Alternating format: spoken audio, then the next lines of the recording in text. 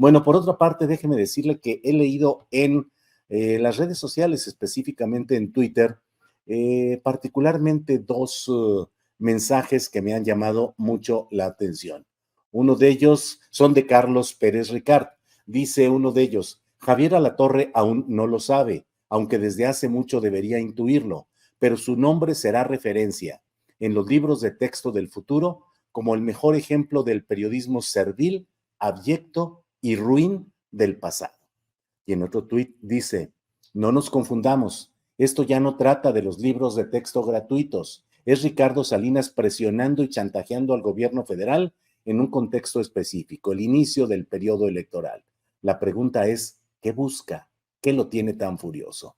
Por ello es que hoy tengo mucho gusto en poder recibir aquí a Carlos Pérez Ricard, justamente para hablar de estos temas. Hola, buenas tardes.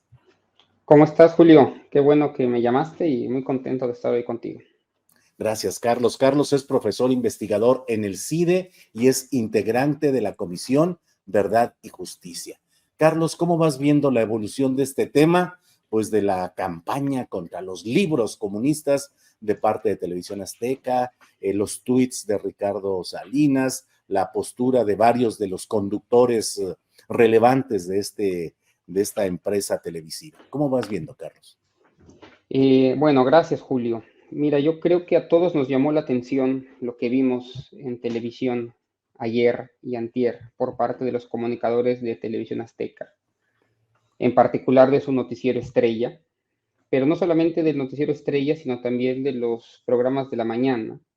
Y en general, lo que es evidente es una campaña orquestada en contra de los textos del libro gratuito, que simbólicamente en México son bien importantes, pero que en realidad, o esta es la hipótesis que quiero compartir contigo y con el auditorio, esta campaña va mucho más allá de los libros de texto gratuitos. Me parece que se utilizan como un pretexto para pelear otras cosas, que detrás de esta supuesta indignación por los libros de texto gratuito, no me quiero meter demasiado en valorarlos, apenas los he podido revisar muy por afuera, tampoco soy experto en esto, pero me queda claro que no se trata de los libros, ¿no? Y la repetición de palabras, de decir que eran libros en clave comunista y comunista y comunista, y el hacer énfasis en que el Estado se está queriendo meter en las cabezas de los niños, son estrategias que llevan más de 90, 80 años en el pensamiento conservador en México.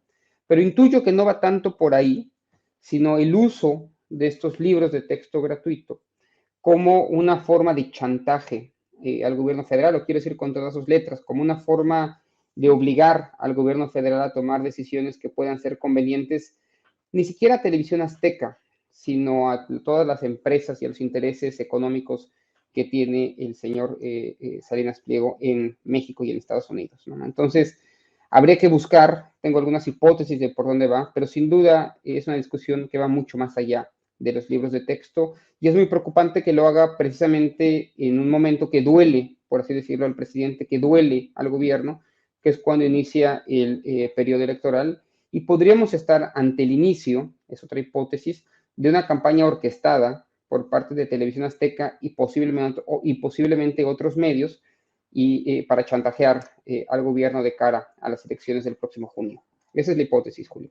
Carlos, ¿cuáles son las funciones y las obligaciones de televisoras, entidades concesionadas por el Estado mexicano a cierto tipo de empresarios? En este caso, Ricardo Salinas Pliego, pues se quedó con lo que era Imevisión, lo adquirió en 640 y tantos millones de dólares, si no me equivoco, incluyendo un préstamo que luego reconoció que le había hecho el propio hermano del entonces presidente Carlos Salinas de Gortari, Raúl Salinas de Gortari, y dijo que bueno, que en aquellos tiempos era incluso prestigioso el poder tener una relación, un trato con el hermano del presidente de la República. En fin, ¿qué tanto como en otros países los poderes mediáticos pueden convertirse en una bayoneta, es decir, en la vanguardia, en el portal de asomo de intereses que van justamente para tratar de minar a gobiernos progresistas, de centro izquierda o como queramos calificarlos, pero que son contrarios a los intereses de esos grandes empresarios, Carlos. No, de acuerdo. No hay que olvidar, y está bien que el auditorio lo sepa, que esta es una concesión del Estado mexicano que se le otorga a Televisión Azteca por un tiempo determinado, ¿no? El espacio no pertenece, no es propiedad de TV Azteca, sino del Estado mexicano. Sabemos además, porque son empresas que cotizan en bolsa y conocemos los números que tiene, que TV Azteca, como muchas televisoras en México, en América Latina, en el mundo, pasan por una tremenda crisis económica porque no han sido capaces de adaptarse a las nuevas tecnologías digitales. Cada vez más, es otra de las hipótesis que te planteo, Julio, que espero que se empiece a conversar en la vida pública en México, son más un instrumento por parte de los empresarios es más un instrumento, digamos, para golpear o para chantajear al gobierno federal y para poder llevar sus otros negocios a cabo. Hasta donde sabemos, Televisión Azteca en sí misma ya no es el negocio central de todo el grupo Salinas, y en realidad ya no importa, digamos, las pérdidas que pueda tener, lo importante, lo realmente importante va a ser cómo se utiliza, ¿no?, como frente de batalla, ¿sí?, como caballo de Troya, justamente para poder explotar mucho mejor sus otros intereses económicos y poder chantajear, insisto, no solamente al gobierno federal, también a gobiernos locales y a cualquier actor político que intente hacerles frente, ¿no? Recordar aquí al auditorio, salió en revista Proceso el domingo, lo ha mencionado el presidente en algunas mañaneras, hay una sentencia firme ya para que el grupo de Salinas pague 20,000 millones de pesos de impuestos. Hay en litigio 17,000 millones de pesos que tendrían que pagarse también por un tema de impuestos. Tiene una concesión minera que no se le otorgó en Baja California y está en la búsqueda de que se le autorice una estrategia de consolidación fiscal que le permita compensar entre sus empresas pérdidas y utilidades. Entonces, son muchas cosas las que en este momento está jugando Ricardo Salinas, son muchas cosas que intenta negociar con diferentes esferas en el gobierno federal y utiliza a su televisora, y es muy grave lo que está haciendo, porque en búsqueda de sus propios intereses personales, ¿no?, está animando una conversación que no tiene el menor sentido, no son libros comunistas, nos recuerda pues a una lógica de la Guerra Fría en el que el mundo se dividía entre ciudadanos buenos y el Estado que se quiere comer a los hijos, está realmente sacando lo peor de la sociedad mexicana y los peores comentarios de la sociedad mexicana, cuando precisamente la función de TV Azteca y por lo que se le da la concesión de ese espacio a TV Azteca es para que informe a la ciudadanía de cosas que pasan en el país, pero no para que se convierta en un actor político más que vaya en contra de decisiones del gobierno en sí mismo, ¿no? Puede participar en la discusión pública, pero aquí claramente no es lo que está buscando Televisión Azteca. Lo que está buscando Televisión Azteca es favorecer intereses privados de su jefe y de, digamos, del consorcio comercial en el cual está enclavada la televisora.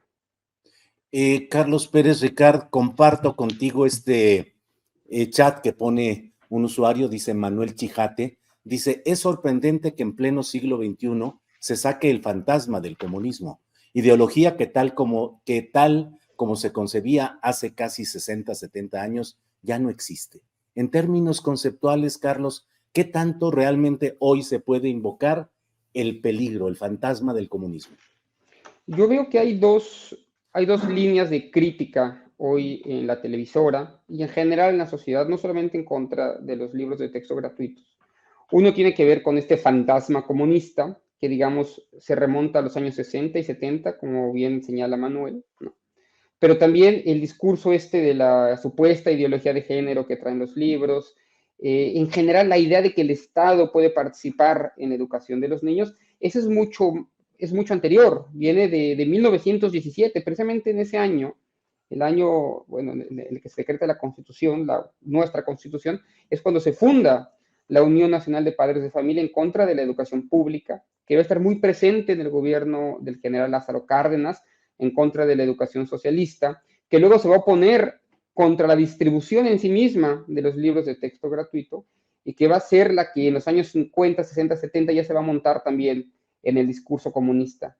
Es algo que les ha funcionado siempre. La educación socialista, el proyecto de educación socialista con Cárdenas se tuvo que detener en parte gracias a las críticas que venían de los sectores más conservadores de la sociedad. Muchos proyectos progresistas se han detenido por estos grupos que nunca han querido transitar hacia un esquema mucho más liberal de la educación. Entonces ahora se junta este discurso, insisto, de los años 60, 70, comunista con las críticas mucho más generales contra el Estado de la Unión Nacional de Padres de Familia, y en esa alianza ahora con TV Azteca, pues me temo que estamos entrando no solamente a un clima de polarización política, sino, insisto, algo muy peligroso de cara a la elección presidencial, y urge que se detenga, y una manera de hacerlo es identificando con claridad cuáles son los intereses que tiene cada grupo económico detrás, digamos, de esta crítica aparente a los cuadernos y libros de texto gratuito, que, insisto, aquí son solo un pretexto para expresar intereses privados. Carlos, en el fondo estamos abriendo o reabriendo la batalla cultural e ideológica entre posturas progresistas y conservadoras. Es que nunca se ha escondido, ¿no? Nunca se ha terminado, nunca se ha terminado de cerrar. Reabrimos continuamente estas dos posiciones. Me queda claro que existen, que el pensamiento conservador existe. Hay este enorme libro de don Gastón García Cantú, que se llama El pensamiento de la derecha en México, lo recomiendo mucho. Bueno, no es un solo libro, es una colección de libros que tratan de eso, el pensamiento de la derecha en México, desde Iturbide, ¿no? Pensando en el siglo XIX, y don Gastón García Cantú, profesor de la UNAM, gran académico, termina el libro, me parece, en 1980, y termina con la campaña que hacían empresarios mexicanos contra Luis Echeverría en los años 70, en contra de las campañas de vacunación. Los empresarios decían, o cámaras empresariales decían, que a los niños iban a vacunarlos con sarampión y otros virus del momento, ¿no? Entonces, hay una continuidad en el pensamiento de la derecha en México. Esto no es novedoso. Mencionaba antes el nacimiento de la Unión de Padres de Familia en el 17, cómo en los años 30 se van a oponer a cualquier proyecto de educación socialista. Continuamente se han opuesto ante todo proyecto estatal más o menos liberal y más o menos progresista. Y no es que se reabra, sino que continúa. Y una hipótesis más, te la comparto, Julio. Me parece que además viene en un momento muy importante para la derecha mexicana y el grupo conservador, justo cuando su más que probable candidata, Xochitl Gálvez, es vista con mucho resquemor por parte de la derecha más dura. Viene este tema que va, insisto, a polarizar el país en dos, en donde ella se posicionará más del lado conservador y va a permitir traer a esos votantes que probablemente perdería por el hecho de que se parece mucho menos de lo que el panismo quisiera a su base ideológica, ¿no? Entonces, esto viene muy bien a su propia campaña, viene muy bien a perfilar, pues, también lo que dice el presidente López Obrador desde hace mucho, que hay dos bandos claramente identificables, el pensamiento conservador y uno mucho menos conservador, que cristaliza justamente en la discusión ahora por los libros de texto gratuito. Entonces, no es fortuito, se juntan muchas coyunturas, los intereses de Salinas y de Grupo Salinas, el hecho de la candidatura presidencial y el chantaje de estos grupos económicos al gobierno federal, y que van a explotar de una manera enorme, como creo que no hemos visto en mucho tiempo en televisión y en los medios que controlan, y de ahí la importancia de tenerte a ti, Julio, y de tener otros medios de comunicación que puedan ofrecer una visión mucho más matizada de este conflicto.